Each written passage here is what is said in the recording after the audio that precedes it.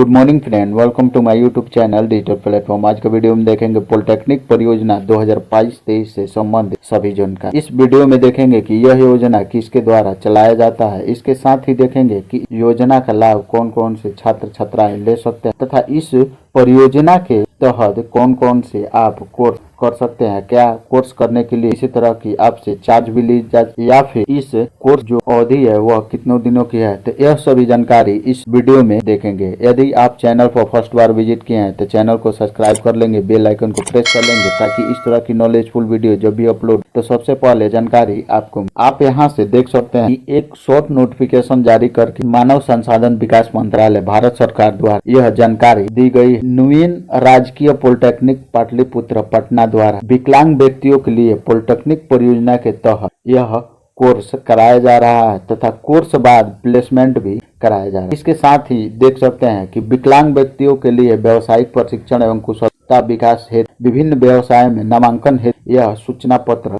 जारी किया गया। इसके साथ ही यहाँ से देख सकते हैं कि मानव संसाधन विकास मंत्रालय भारत सरकार द्वारा यह परियोजना संक्षिप्त यान चलाई जा रही है। विकलांग व्यक्तियों के लिए पॉलिटेक्निक परियोजना के रूप में प्रशिक्षण देने हेतु चयनित किया जाता है। इसके लिए इच्छुक विकलांग अभ्यर्थियों से निम्नलिखित तकनीक ट्रेडों में नामांकन हेतु आवेदन पत्र प्रकाशन के 8/11/2022 तक संस्थान में आकर प्राप्त है। यदि आप इसका फॉर्म अप्लाई करना चाहते हैं तो इसके संस्थान में नवीन राजकीय पॉलिटेक्निक पाटलिपुत्र पटना का जो एड्रेस दिया हुआ है यहाँ से आप आवेदन प्राप्त कर सकते हैं। और आवेदन का जो लास्ट तिथि है वह 8/11/2022 हाथों हाथ इसका आवेदन भर के जमा करना। फिर भरे हुए आवेदन दिनांक 8/11/2022 तक 4 बजे तक आप जमा कर देंगे तो आपका आवेदन स्वीकार किया जाएगा, या फिर इसके बाद आप जमा करते तो आपका आवेदन निरस्त कर दिया। फिर देख सकते हैं इंटरव्यू का जो तिथि है वह 8/11/2022 को 11 बजे निर्धारित किया गया। इंटरव्यू के समय सभी मूल प्रमाण पत्र लाना जरूरी होगा, तो इस चीज का आप विशेष ध्यान देंगे। फिर वहीं देख सकते हैं यह तो लोकल छात्रों के लिए हो गया कि वह वहां से जाके आवेदन प्राप्त करके और आवेदन कर सकते हैं। यदि आप दूर दराज के छात्र, दूसरे डिस्ट्रिक्ट के छात्र हैं तो आप कैसे आवेदन करेंगे, उसके लिए यहाँ पर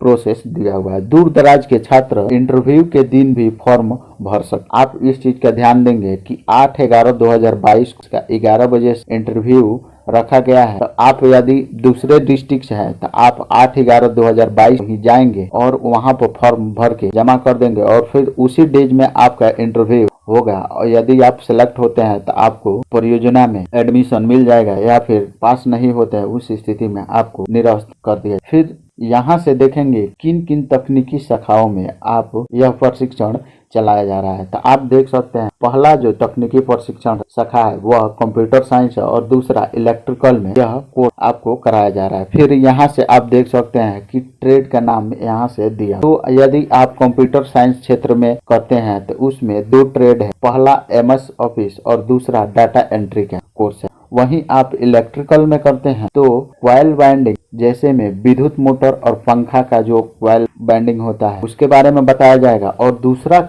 जो ट्रेड है वह हाउस वायरिंग। तो यह दोनों टेक्निकल शाखाओं में आप देख सकते हैं कौन कौन से ट्रेड में यह प्रशिक्षण चलाया जाए। इसके साथ ही प्रशिक्षण अवधि आप दोनों का 3-3 माह का रखा गया है। फिर यहाँ से देख सकते हैं कि प्राप्त आवेदन जांचों उपरांत चयनित अभ्यर्थियों का प्रशिक्षण के लिए नामांकन लिया जाएगा। सही ढंग से भरे हुए आवेदन पत्र के साथ निम्नलिखित प्रमाण पत्रों की स्व अभिप्रमाणित स्कैन फाइल संलग्न करना आवश्यक। इस चीज का आप विशेष ध्यान देंगे कि जो भी आप आवेदन भरें वह साफ साफ भरें। इसके साथ ही आपके पास जितने भी शैक्षणिक दस्तावेज यानी डॉक्यूमेंट्स है वह सभी का जीरोक्स कॉपी पर आप सिग्नेचर कर और तभी इस फॉर्म के साथ अटैच कर देंगे। फिर यहाँ से देख सकते हैं विकलांग अधिनियम 1995 में परिभाषित विकलांगता के आधार पर जिला के मुख्य चिकित्सा पदाधिकारी राज्य सरकार के सरकारी मेडिकल कॉलेज द्वारा निर्गत विकलांग प्रमाण पत्र RCH पटना द्वारा निर्गत उपयुक्त चिकित्सा प्रमाण पत्र आपके पास होना चाहिए, तभी इस फॉर्म के लिए आप आवेदन कर पाए। तो डॉक्यूमेंट्स की यहाँ पर जानकारी दी हुई है। तो पहला जो डॉक्यूमेंट्स है वह आपके पास विकलांगता सर्टिफिकेट होना चाहिए। फिर दूसरे नंबर में जन्म प्रमाण पत्र आपके पास होना चाहिए। फिर तीसरे नंबर में शैक्षणिक योग्यता प्रमाण पत्र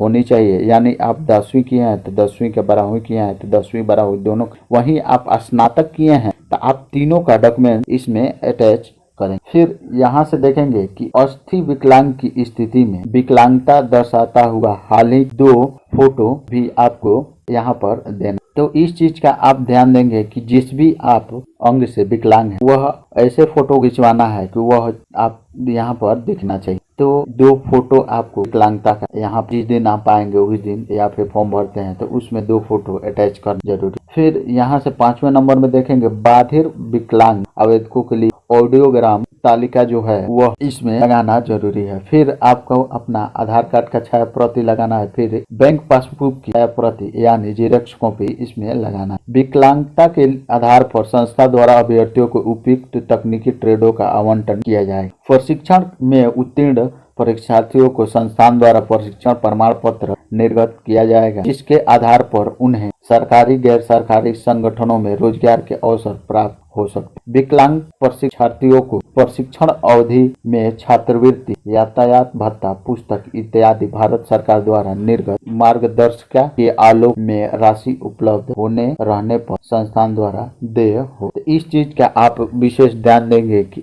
यदि आप उस कोर्स के लिए चयनित हो जाते हैं तो सरकार द्वारा जो भी छात्रवृत्ति, यात्रा भत्ता यानी जाने आने का खर्च तथा पुस्तक का जो भी खर्च होगा वह आपको दिया जाए। प्रशिक्षण कुशलता पूर्वक प्राप्त करते रहने एवं सफलता प्राप्त करने पर ही उपयुक्त सुविधा प्रदान की जाएगी। तो इस चीज का आप ध्यान देंगे कि आप कुशल ढंग से यह प्रशिक्षण प्राप्त करते हैं तभी आपको छात्रवृत्ति और यातायात भत्ता तथा पुस्तक का जो भी खर्च वह आपको दी जाएगी। नियमित प्रशिक्षण कार्यक्रम में उपस्थित नहीं रहने पर उपयुक्त दोनों सुविधाएं देना संभव नहीं होगा। प्रशिक्षण अवधि में समय समय पर प्रशिक्षण का मूल्यांकन किया जाएगा एवं संतोषप्रद प्रगति रहने पर प्रशिक्षण जारी रखी जाएगी, अन्यथा प्रशिक्षण से उन्हें मुक्त कर दिया जाएगा। तो इस चीज का आप ध्यान देंगे। आपका जो प्रशिक्षण होगा वह प्रशिक्षण के बीच आपको नियमित क्लास करना है। फिर यदि बीच बीच में आपका टेस्ट लिया जाएगा, यदि उस टेस्ट में आप पास नहीं होते हैं तो आपको प्रशिक्षण से हटा दिया जाए। इस चीज का आप सीधा सीधा यहाँ निर्देशिका में निर्देश देख सकते हैं। फिर यहाँ से देख सकते हैं संस्थान में छात्रावास या आवासीय सुविधा उपलब्ध नहीं। इस चीज का आप विशेष ध्यान देंगे कि आपको जो रहने का व्यवस्था है वह खुद से करना पड़ेगा। इसमें छात्रावास उपलब्धता नहीं है, यानी सरकार द्वारा छात्रावास की व्यवस्था नहीं की जाएगी, आपको रहने की व्यवस्था खुद करना होगा। नामांकन के उपरांत अभ्यर्थियों को निवास व्यवस्था एवं उस पर होने वाले व्यय वह उन्हें स्वयं करना होगा। अभ्यर्थियों को आवेदन पत्र में बैंक का नाम, IFSC कोड एवं खाता संख्या का उल्लेख करना।